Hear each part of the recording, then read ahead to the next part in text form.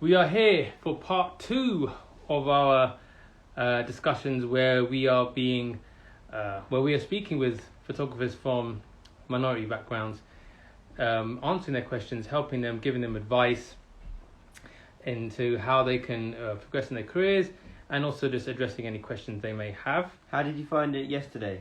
Yesterday's one was really good. We had Sam. He was a fantastic guy, really honest questions.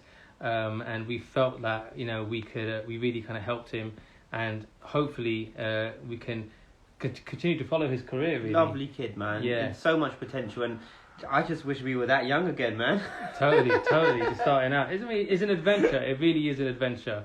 But today we have the awesome Trey Robinson, who's a London-based photographer and filmmaker, who's studying a BA in photography. And Trey is interested in telling stories through photography using cinema as a reference for his imagery. So, Trey, why don't you give us a little wave, again, if you can, my man, and we're going to add you to the discussion. So just waiting for Trey to give us a little wave. I think some hearts coming through. That's nice. Thank you to everyone who's joined. Chris, Lily, we got Brown Burgess Photography. Trey, you still there? If you can give us a little wave. I know I saw you earlier. Just need to add you. Let me see if I can find you. Here we go. Let me just add you. Here we go. Oh no, not that. Okay. I think I need you to give us another little. There we go. Go live. Here we go. Now. Let's see. Here we go. Hey. My man. Hey, what's up? How you doing, brother? I'm good, man. How are you? Great to have you on the discussion with us, man. We've had a fantastic session yesterday, and we're looking forward to talking with you today, man. So tell us a little bit about yourself before we get cracking. So I'm a photographer / filmmaker. I kind of work in like both mediums, trying to sometimes figure out which medium is the best story to tell. So I mean, currently at the moment I'm like doing my own photography series that kind of explores like Black men's mental health within UK rap culture. So that's been a project I've been doing for the past 2 years. So Amazing. It's kind of like it's an ongoing thing. I'm not sure when the kind of end of the project is. I'm kind of just going with the flow of it at the moment. So it's just kind of, that's kind of my main thing at the moment is this kind of photography series. It's called Playlist. So yeah. Yeah, man. Who have you shot? Tell us a bit more about the project. So I've shot 2 MCs. So there's one guy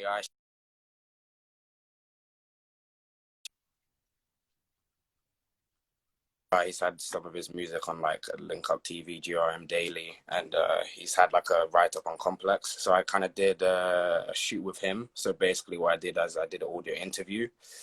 And then from that audio interview, my photography is influenced from that interview. So the images only kind of exist because of the conversation I had with him, almost like how we're having a conversation now.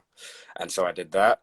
And then the week before, I had another photo shoot with another MC based in Brighton called Derek, DAC. And so I did the same kind of thing I just explained with John AQ. And so, yeah, and then I got another one tomorrow. So just being a bit Amazing.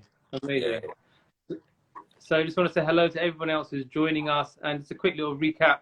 We're speaking with the awesome Trey Robinson today, offering advice, answering his questions, all about us trying to give back to photographers from a minority ethnic background, trying to help them along the journey because we know it's difficult, so we're trying to do our part. So, Trey, let's jump in. Let's go through these questions, man.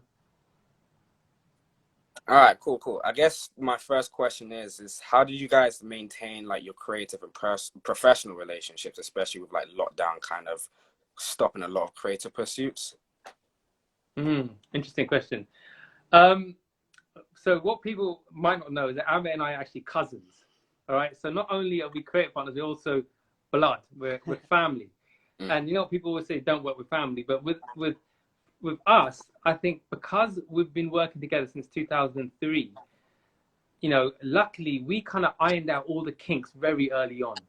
All right. And trust me, there were many problems that we used to have about who's going to do what. He would say his opinion, I would say mine.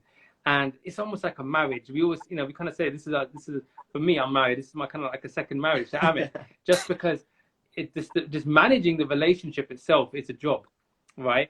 And I talked about it yesterday. It's all comes down to ego. We both have separate tasks that we assign to each other, and importantly is respect. We have respect for each other. So and Amit always says he can sense what I'm thinking and vice versa. If we're in a meeting or we're doing something, we both know what the other person's going to be thinking or what the other person's about to say. I know when he needs to eat, when he needs to pee. I literally know everything, man. So maintaining that creative process is basically, I didn't see him from I think it was March until June or July. Yeah. So the longest we haven't seen each other for many years, but phone calls, Zoom calls, talking about what we need to do. And what was really good actually for lockdown for us is that it allowed us to work on personal projects that we were trying to do, but we were too busy with work to actually get done. And what it's done is really set up a whole year where now we've got a list of projects that we're working on, and they're all in the kind of pre-production or production stages. We've done 2 of them already. We've got more coming, shooting this month and next month. So we use that time very wisely. And sometimes the universe makes things happen. It gives you this time, it gives you that break, and kind of says, all right, look, you've got this time now. What are you going to do with it? And our philosophy is all about turning anything negative into positive. How can we use it to our advantage? And I think that's what we did. Creatively, we spoke to each other, made some goals. This is what we want to do. Okay, Amit, you're going to take care of the production that, and I'll deal with, maybe some more of the creative process, how we're going to execute what we're trying to do. And between us, we kind of got the job done. So that's, for us, is how we kind of maintained our creative relationship during lockdown. And lockdown was actually brilliant, man, in some ways, because I done a lot of walking during lockdown. I don't know about you, but I was out and about walking every day, and I met so many different people. And meeting so many different people is one of the key ways to help build your photography career, I feel, because the thing is, you can meet people every day and you can be influenced by them. I remember last month I had an Amazon delivery that came to the door, and Amazon delivery lady knocked on the door, gave me the package, and I was like, whoa, you got this vibe about you. She had a crazy look, shaved hair, tattoos, earrings, etc. And she'd be the kind of person that we'd be wanting to shoot for a while. And I just thought, boom, opportunity right there. So we spoke, and now we've got a shoot arranged for next month. So I think that, despite it being tough times now, there's actually, in many ways, loads of opportunity to get things done. And also people around you want to be around other people as well. So actually people are a lot more open to new ideas, and people are finally able to doing things that they've been delaying before. So this girl said to me, I've always wanted to do a shoot. I've been too nervous or too scared, but now I'm finally up for it, man. So yeah, opportunity is everywhere, man. I guess that leads into my next question of how lockdown kind of helped you guys pursue more of your personal projects, but beforehand you guys were doing a lot of commercial work, and I was just wondering, both personally and creatively, how your commercial work kind of impacted on your personal and artistic projects. It's interesting because a lot of people put weight on the kind of commercial side. Obviously, if you do work for big brands, you kind of know that you're doing well, you're getting good fees, good money, etc. So people kind of focus on that, but really it's a personal work which is most important and actually has the most impact on your career. So and it's something that we neglected for a long time.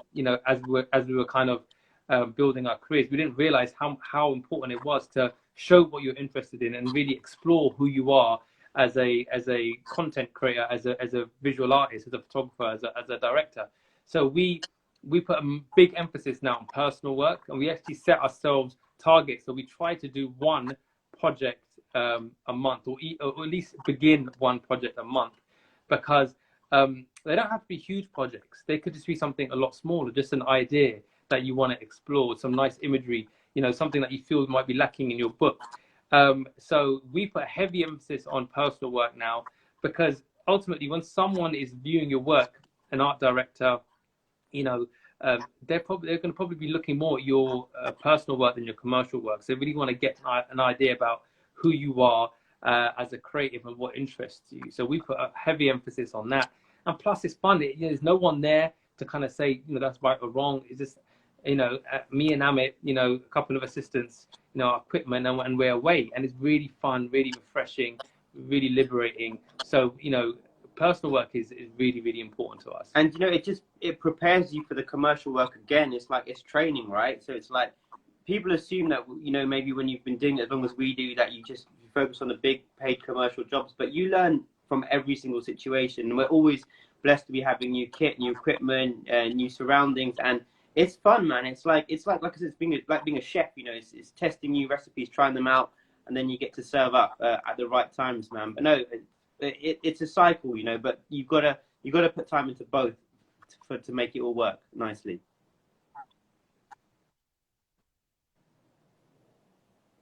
You hear that? Yeah, no, I hear you. Oh yeah, there was a little bit of a delay on my end. Is it a bit of a delay? Digesting it, man. I just want to say hello to everyone else who's joined so far. Thank you so much. Really appreciate you guys' support. All right, next question, Trey. What have you got? So I guess with like, so I got my own like kind of photography series at the moment, playlist, and in terms of like themes and the way it looks, I kind of got that unlocked, and like my approach to like the actual production. I guess the big thing I kind of struggle with is kind of the final outcome, like the exhibition. And so kind of taking reference from like your Turbans and Tales project, I was just wondering like how you kind of proposed your ideas to curators or exhibition spaces, and kind of it stayed true to what you envisioned in your head, or how it changed through that kind of development stage. So it's really interesting. So basically Turbans and Tales was the book that came from the project, the Seek project, right? And when we wanted to do an exhibition, we spoke to our agents at the time and said, look, we've created these images, right? We really think they could be a good exhibition. And we didn't have an idea of how to do it at all. And we just did a Kickstarter campaign where we were hoping to raise $7.5 grand. We raised, I think, 13. And we just did it ourselves. We went around different exhibitions, spaces around London, found one that was in our budget, and just put it on ourselves. Obviously, with the help of our agents who kind of, you know, guided us through the process. But it was really a way of us learning, and we love jumping into the deep end. That's something that we always do. Just get involved, learn as you go, as you do it, and we didn't wait for anyone to tell us that's the wrong or that's the right way. We went to other people's exhibitions. We made notes on how they were displaying the images, you know, how they were having the captions on the side of the images, the layout, the look, you know, how to hold a private view, all that kind of stuff. And we just did it ourselves, because no one's going to do that for you. There's no one waiting there for you to approach them and say, yeah, I'll put on your exhibition. You kind of got to do it yourself. It was a fun process. It was a really fun process. It was kind of like, we almost felt like, oh, this is what the professional photographers do. They have their own exhibition. Like, we're actually doing it ourselves now. And it's kind of like planning a wedding almost, wasn't it? It was like, you kind of, there's all these little moving parts of it. That was back in 2013. Yeah. So that was quite a while ago. But then when we did the follow-up exhibitions in America, we kind of learned so much from the UK ones. And because we exhibited in London, I think 3 or 4 times. And then in America, we kind of fine-tuned it, and we really kind of we realized what we could do to add value to the exhibition. So we did interviews with all our subjects. We had a big screen playing interviews. We added so many different layers to the exhibition. So when someone came through, it actually took them about 2 hours to go through everything and see everything and read about everything, and really kind of engross them in our world of imagery. So you just start off small and learn.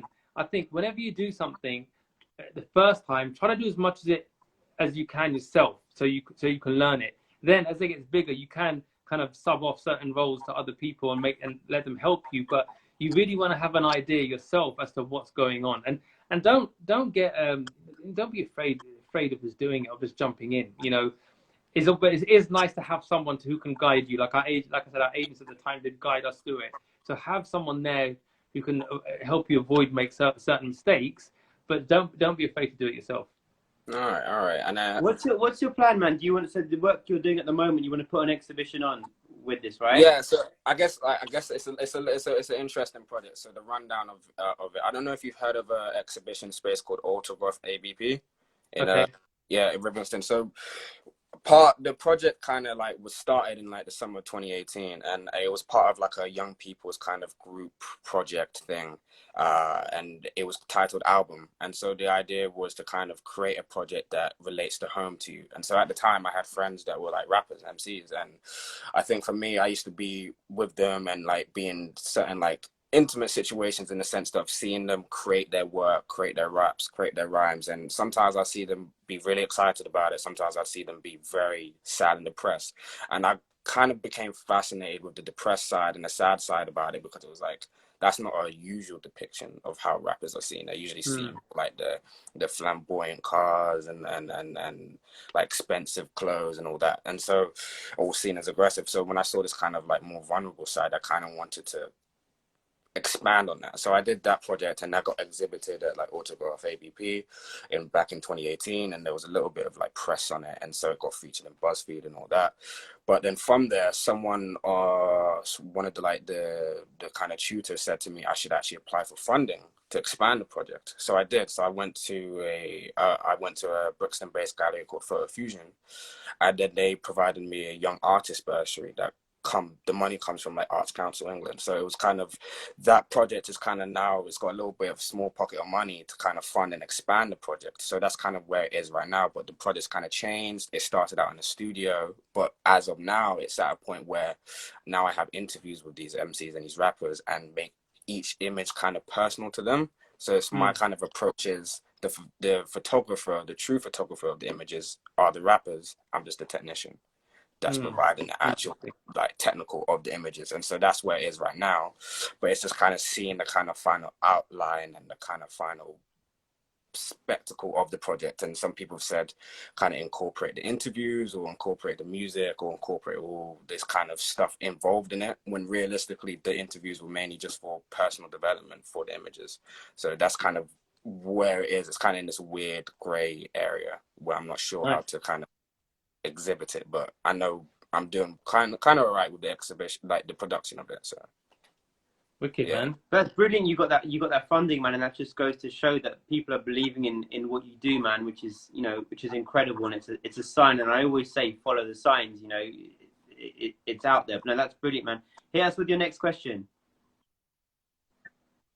I guess my next question is, how do you guys maintain being influenced and inspired through like periods of like creative block? Like what is like what do you kind of look at? And for me, I love, and I think you're the same, I love film and box sets. So I watch a lot of box sets, a lot of film, and the way Netflix has gone these days, man, the production value of stuff is just incredible, and you look at something like, I don't know, Peaky Blinders, for example, and everything is just, every single shot, man, is just beautifully crafted. So I think now we're almost spoiled with so much stuff out there that you can draw influence, but not only visually, but I think you can learn a lot from the characters in so many of these series as well. So for me, I know you love film as well. Yeah. There's so much out there, but everyday people also are always going to inspire you. But yeah, for me in particular, and I always say to young photographers starting out, I say, switch on Netflix, watch a good box set and press pause, and that's your picture right there, because every single shot has been crafted carefully and you can learn so much from that. But because you're a filmmaker and you're a photographer, same as us, we do stills and motion. I think it's important that you can try to, your work can influence each other, like your stills and your motion work kind of have a similar feel throughout. Because I always say to somebody, if you're a photographer first and you go into directing, I think is a big bonus, because you understand light, I feel, a lot more, and also framing and composition. So you're not so heavily dependent upon a DP to kind of compose your images and your framing for you. You can kind of be the one to guide that look and the process. So I think you should focus on both of them and develop your skills in both areas, because they go hand in hand. And especially in this day and age, I think doing stills and motion is integral. I guess that leads into my final question is, how do you decide which medium, both photography or filmmaking, to tell a specific story? So for example, your Seat project or Turbans and Tales, the guys made a book for it, but how do you guys decide this is the medium to tell this specific story? Because not all mediums suit each story. So I was wondering how you guys decipher. Do you know what we try to do? Where possible, we try to do both, right? So because we love doing stills and we love doing motion, so we try to make sure we can capture elements of both for the project. And the way it works is a partnership is Amit's always taken the photos, and I a lot of the time operate the camera. If we're filming ourselves, if we're using a bigger crew, then I'll direct. But we can both do vice versa as well. But I just think they both are different mediums to tell the same story. So sometimes you might need stills to draw people in to the project and to guide them towards the actual film. Because if it's like a blog, or if it's even a magazine publication, they may just print some images first, and if the images are really strong, it might grab someone's attention, and then they'll read a bit about the project, and then they'll watch the film. So I think where possible, people should try to do both. We definitely do both, and also because we enjoy doing both. And if we go into a project and we can't, we feel like, it would have made a great little film. Like a waste, doesn't it, and if we'd only the film, then we could have got some great stills. And it's just that joy of doing both. And when you see them side by side, this feels like a complete package. So that's how we approach it. It tends to kind of work. So that could be something that you could try to do, is to do both. And our agent extraordinaire Sky has just said that, clients want that cohesiveness there, which is absolutely true. And that's the way it's going. So I would definitely say, focus your efforts on both of those and get very, very good at those, and they will put you in good stead for the future. And on the business side, you got to think about it. If you're, ultimately we all need to make money to survive. If you can offer more services to your client, right, you're going to make more money. So if you could say, look, I can look at this project I did the stills and the motion on it, right? I can do both, and then you're gonna get a bigger budget, and you're gonna be able to charge a higher fee. So it's good to show that. A lot of the time we have to, as creatives, show people what we can do. We have to show them, because they don't always know, and a lot of time ideas are here, but there's no way someone can understand our ideas. No way until we show them. Okay, look, I can do both of this. You have to continue, like Sky said, you've got to upsell. You've got to upsell and get that higher fee. Ultimately, look, we want to do what we love, but we want to continue to do what we love. And it's nice to have that control across the whole project, not even just from the fee point of view, but just imagine you put your blood, sweat, and tears in the stills, and someone else maybe does the film, and you're like, I don't know. Whereas if you imagine you could control the whole thing, you can really keep that continuity and high caliber. I'll tell you something. When we started doing more film, our photography improved 100%. But and both ways, because you learn so much doing both.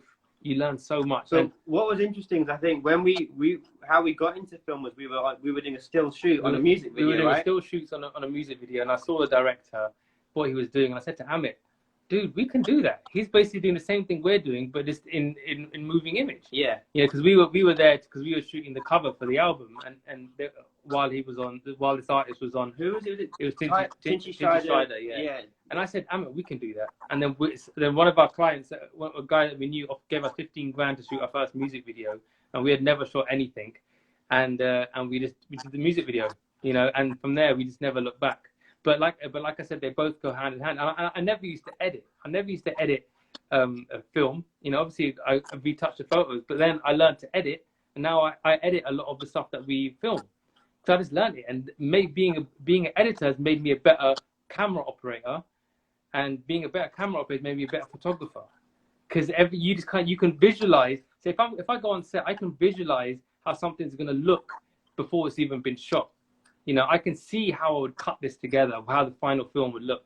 And I think that's a really good skill to have, just to know what you're doing. And obviously you've got to have a shot list, and you've got to plan stuff out and all that kind of stuff. But you should have the confidence that if you go on set, something's going to go wrong. It will. It could be something small, it could be something big, all right? You have to be able to adapt and work around it. That's where the experience and just having those rounded skills can help you. And obviously on the bigger jobs, when you have someone else editing, you have the DP and stuff, that's fantastic. But guess what? You're not putting responsibility totally in their hands, because you know what you're doing too. So if they say something to you, oh, this can't be done, you'd be like, no, it can be done, because I can do it myself. So those are the skills to really kind of build. And that just comes with time, repetition, and just practicing both crafts simultaneously. Does that help? Yeah, no, that helps, man. That's great. Amazing, That's perfect. I like that. Yeah, that's kind of how I like to approach that my photography at this moment. So I'm very interested in cinematography. So I kind of use photography as a way of a testing ground before I actually make moving images. So all the images I'm making, it's just going to influence the next kind of film that I make in terms of lighting or even composition. So yeah. And you edit yourself as well? Yeah, no, I edit, grade, shoot. I've shot a couple good. of music videos and stuff like that, so I can show you guys Yeah, after. being a good editor helps with how you film. Makes you a better filmmaker. You don't overshoot. You know, you understand your angles, how things are going to work together. You know, so I think that's an important skill. And Trey, after this, try and send us some of your work. We'd love to see some of your film work, these music videos, and we'll happily look at them and hit you with thoughts and feedback, man. But no, we're excited for your future, man. You know, young guy in the game, all the opportunity in the world. Got your two uncles here to help you, not uncles, but what's the cut-off age? Are we still young photographers? Are we? No, I don't know. I don't think we can call ourselves young. Young, middle. These white hairs are a sign of giveaway. I got no hair, man. Have you got any other questions there? No, I think you guys kind of ticked all the boxes. I think. Nice, man. Yeah, no, like I really appreciate this. It kind of like helped me kind of decide how to kind of manage both kind of mediums and working in like the professional industry as well. And so it's been a really good talk. So yeah, thanks, man. And the important thing to remember is the creative side and the business side. Like, you know, the creative side, we might just want to do one thing and not the other, but the business side says, look, you have to be able to do both. Otherwise, there's going to be someone out there who can do it and who will take that job. You know, and it sounds horrible, you know, but that's the world we live in now. With technology and the ease of making visuals nowadays, there's so many people doing it. You just have to be able to deliver a lot of stuff, you know, but to a very good standard. But ultimately, just practice, shoot. You know, it sounds so cliched and just like, oh yeah, you know, that's all you got to do. But really, repetition makes you the master. You know, so the more you do, the better you're going to become. You're going to make mistakes. Things are going to go wrong. Doesn't matter. You just keep on keeping on, man. All right, man. So that's what I would say. Cool, man. Amazing, man. Well, Trey, look, it's been amazing talking to you today. I think just to recap, you know, just work hard at it. You know, your personal project, just keep going. You know, if you need to do an exhibition, I'm sure you can try to make it happen yourself. Try to even use stuff like Kickstarter to raise money and stuff. And, you know, like Amit said, we'd love to be able to help you on your journey even further. You've got our email, you've got my number, just drop us a call. Anyway, we can guide you on your journey, man. We'll be happy to help. All right, man. Appreciate it, guys. All right. And for those who've been watching, thank you again for joining. We're going to be back tomorrow, same time, same place. And look forward to seeing you guys then. Thank you so much, guys.